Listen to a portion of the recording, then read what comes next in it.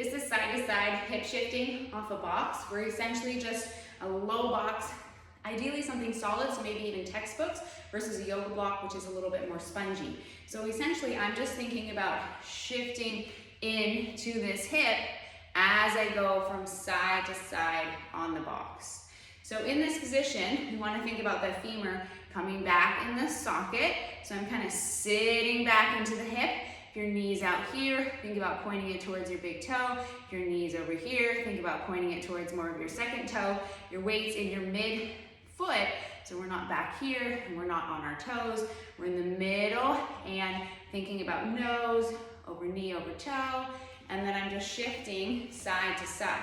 So thinking about sitting back, you can go as slow as you need to, and thinking about keeping these ribs back, watching you're not flaring in that anterior toe. So this is pretty much just a hip shift side to side off a block or a box. If you don't have one, you can of course just do this without. And as you go, just pay attention to where your knee is, where your toes are, and your rib cage, watching you're not in that more flared out position.